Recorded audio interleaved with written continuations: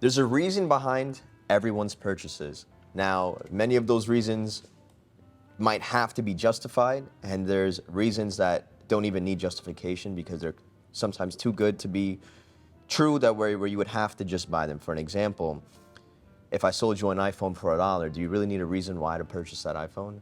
Not really. And then there's some things where it's like, I bought the most expensive car in the world. You might need a reason to justify that type of purchase. Now, if you've been staying in tune, you've seen that we just picked up a few pieces from Luxury Bazaar. I want to go over what pieces I picked and my reason for picking them. So I want to start off with something a little bit more simpler. I know you see a lot of APs on my hand. I'm going to put this to the side and talk about some of the Rolexes that I picked up.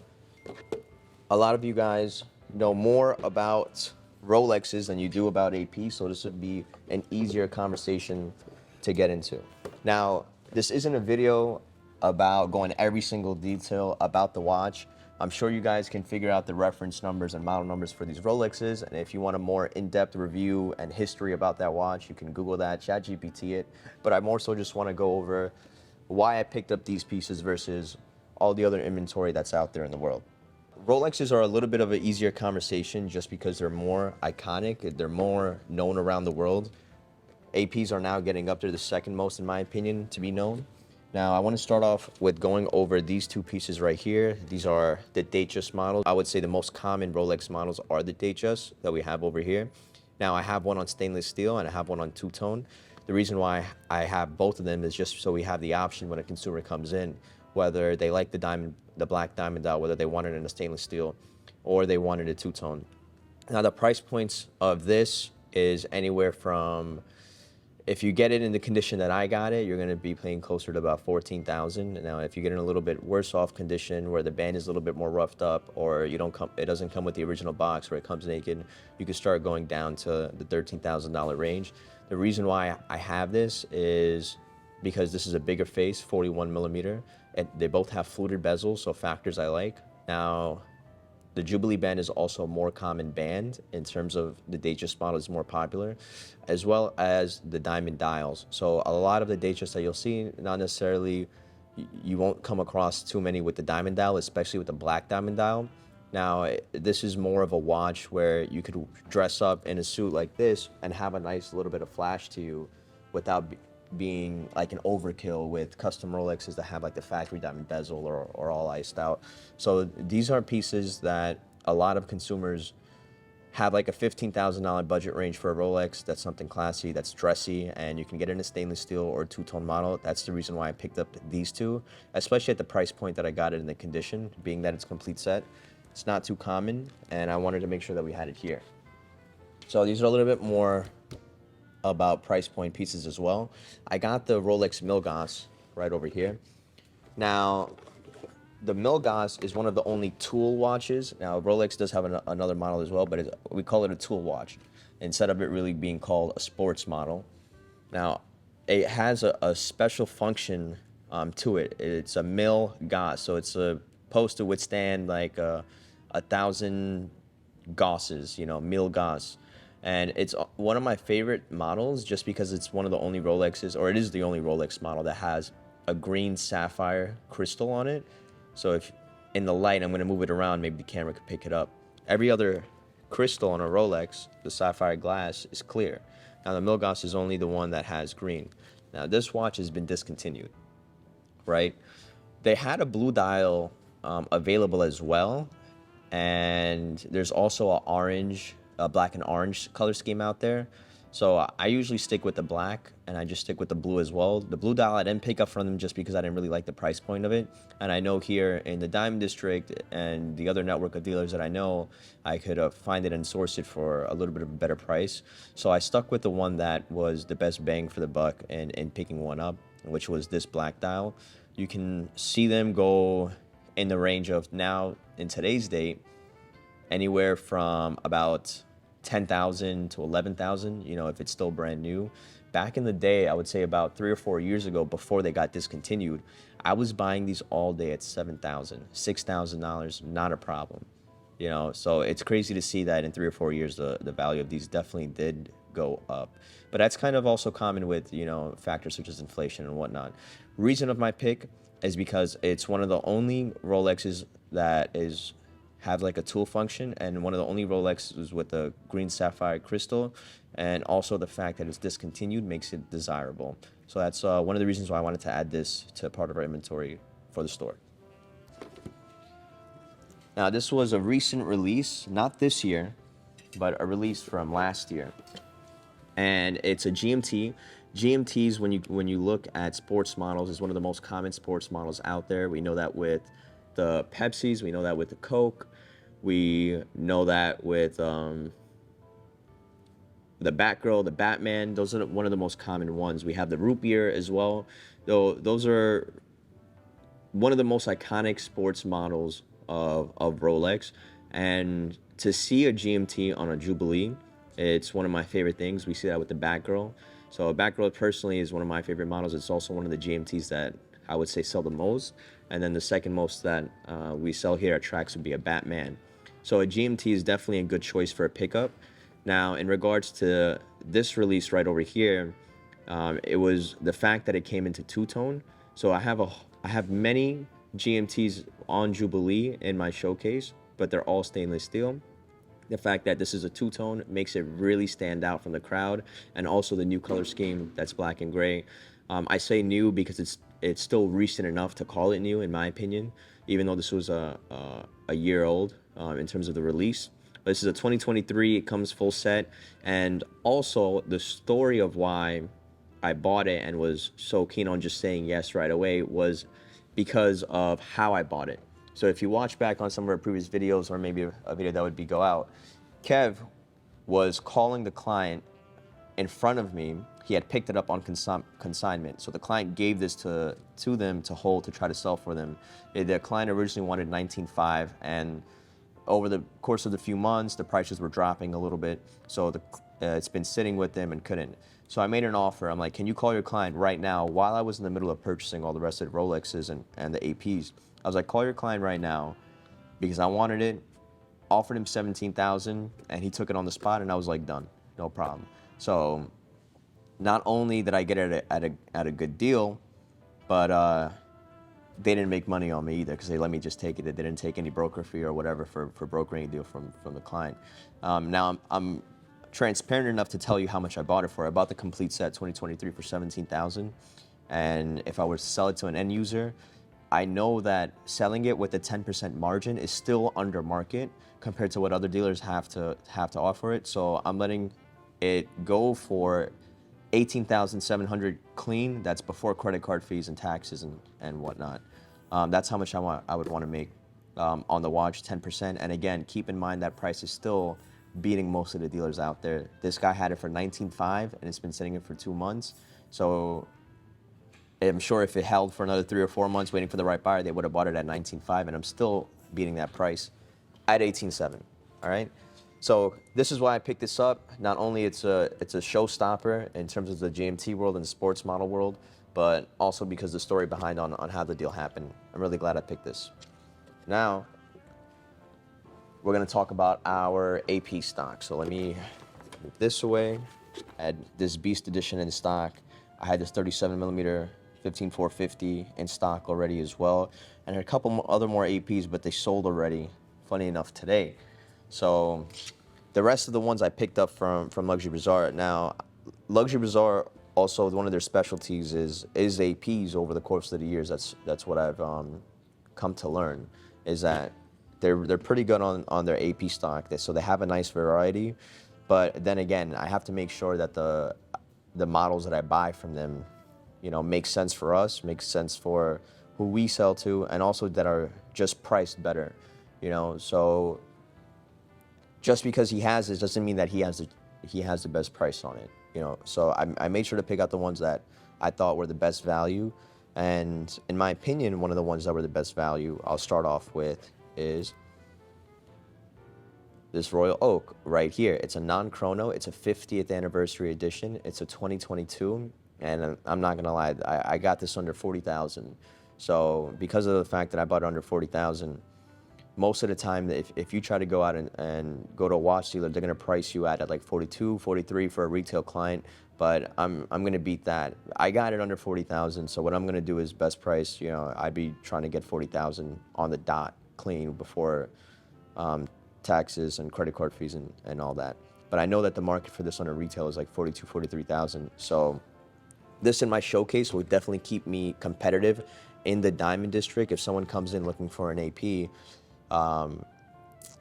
And the fact that it's also the 50th anniversary edition, I know for a fact that I'm staying very, very competitive, right? A lot of the times, you got to think of these watches or these APs as not necessarily maybe to sell, but also the fact that you have it at a better price.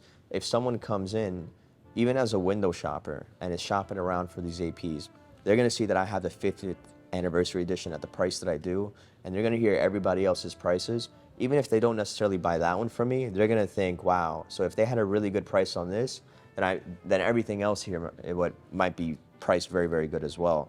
So, which for the most case it is, right? Now, another one that I'm going to talk about is this one right here. So pretty much the same style as the 50th anniversary edition, but this is a two-tone. Now, AP does a lot of stainless steel watches. The ones that are less common, funny enough, but I still, in my opinion, think it's a better look, is the two-tone models. So you're going to see the two-tone bezel. You're going to see that the rose gold on the crown and the rose gold going down out throughout the links on the sides and on the buckle over here as well. It's also open case back. I think that's one of my favorite parts about it as well. Even though the case back, you know, it's not shown when you're actually wearing it, but it's just so cool to just have your watch in your hand and just look at the back of it. I think that's so cool, especially, you know, when you're trying to show somebody and be like, yo, wow, look at this. Even as a watchmaker, it's also helps us out when authenticating a lot of the watches. You're looking at the back of the case and you could automatically just tell, is it original movement or not? So it makes it easier versus Rolexes. I gotta tend to open up the case to make sure that it's a genuine movement. I got this one specifically because I sell a lot of these 37 millimeters, and I sell a lot of these 37 millimeters to women that come in that want an AP. They generally go for the two-tone, and that's because of the rose color in it. It sometimes is a little bit more feminine to them, but I also get a lot of couples in here as well. So I wanted to have an option for them. So I got the bigger one. I got the 41 millimeter as well to sit right next to my 37 millimeter. So kind of for a his and her set. And when it comes to selling stuff in a jewelry business, doing a his or her set as a deal is a little bit more attractive for the consumers to be like, yeah, I got one for my girl, I got one for me as well. But don't get intimidated by that, by the 41 millimeter. A lot of guys actually do still wear the 37 millimeters. My wrist size is meant for a 36 millimeter watch as well. But if you want to know the real reason is I still sell this mostly to a lot of the girls that come in. Whenever you see gold on an AP like the one that you saw before, assume that it's 18 karat. And that kind of just goes across for a lot of the luxury watches, especially Rolex as well. If you're going to see any two-tones on the 41 Datejust, assume that the yellow gold on there and the rose gold on there is 18 karat. That's just kind of like the standard for the type of precious metal that a lot of these luxury watchmakers use and watch brands use. Now, this is really heavy. I just want you to know, on the wrist. It's such a beautiful piece, an all gold piece, and all gold 18 karat AP. It's just a heavy hitter. This is for like a serious baller that's coming in, and you got to keep in mind you have to have some serious pieces for all sorts of demographics. You know, whether it's a $5,000 watch or a $100,000 watch. Now this is going towards more that $100,000 range. Right, we have to have those for serious clients that like our contact, like Trax, and want to come in and want to be able to pick a piece for them. And this is one of those pieces. So if you have $100,000 to throw around on a watch, this is a definite recommend. If I had $100,000 to throw on a watch, I'd definitely pick this as one of my options. You know, I also like the AP yellow gold with the green dial, but we didn't get that. Here it is. Now, I have a few other watches, right, on the top row that are the Offshores up here. And I kept these because these go in the range for more of the 20 to 30,000. So instead of just bringing each single one out, you guys all know this is kind of the offshore model. Offshores do a little bit more interesting things compared to the other models, such as the Royal Oaks. They come up with different color schemes. This one has like a blue color scheme right over here. This is called the nickname for the Beast right over here. And it comes with like the blue accents in the dial, the blue accents on the sides with the chrono. It's also a bigger watch, so a lot of the taller guys or bigger men out there really lean towards the offshores. Today I had a client that really wants a Royal Oak, but he hates how small or skinny it looks on his wrist, and so he had to move towards the offshore, which was actually this one, not an offshore, no, this one right here. Yeah, it is the offshore, the 18 karat rose gold. This one right over here. So he leaned over to this one because the other one was too small for him. Now, this one over here is with red accents, red and black accents, and they have so many nicknames, you know, for going all over all the color schemes. You know, you see they do stuff like this with the band. This one over here is white. The most common type of color band that you'll see is the black, though, on them. These will all get you in that 20 to mid 20 range. This one is the best deal that I have in terms of a cheap offshore. That's the best deal being that it's complete. This one I could do for about $19,000. It also has a original AP bracelet, and you don't really see that on offshores, but I do have it on this one, complete set as well. This one, very famous in the AP world for being the best value AP in terms of the more inexpensive one. This is like the ironclad models with the rubbers on the bezel, and it matches the rubber on the band. This one, I have a very, very good price. This one I have it closer to like $16,000. But again, this one is no box, no papers on it. But I'll give you a nice watch case if anyone, you know, is interested who's watching this video. But if I had, let's say, $15,000 on a Rolex, at the extra $1,000 more, I'd probably get an AP instead.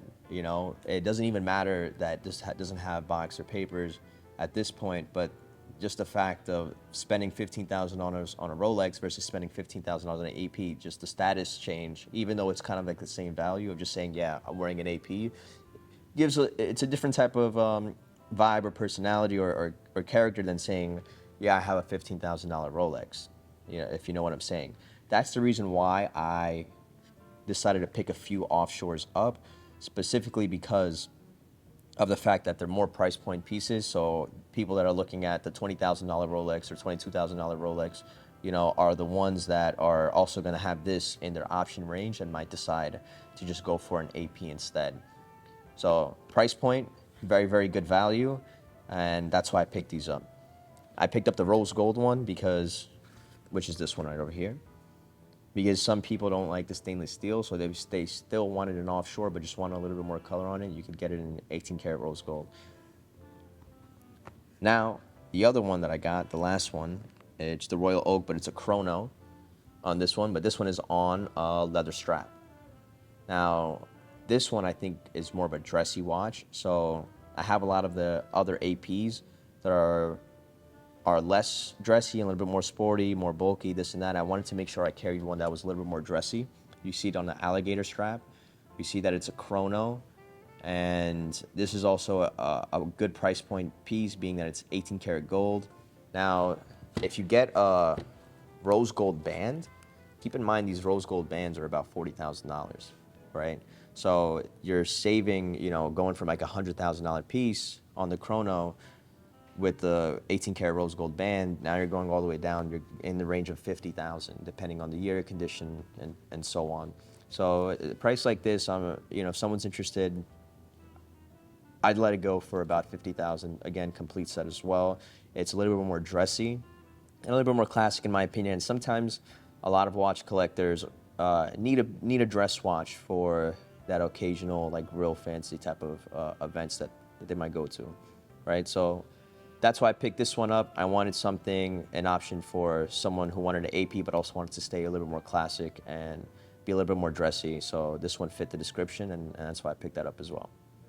Hope you enjoyed this video and enjoyed me talking about why I picked these pieces for our showcase for Trax, and hopefully any watch collectors out there as well, or anybody that's looking to get into the business, you can see kind of like how I make my decisions when I pick up these watches, and how my decisions make us a little bit different, you know, compared to the next watch dealer that's out there. All our prices are of course cross-checked to make sure everything's, you know, extra competitive.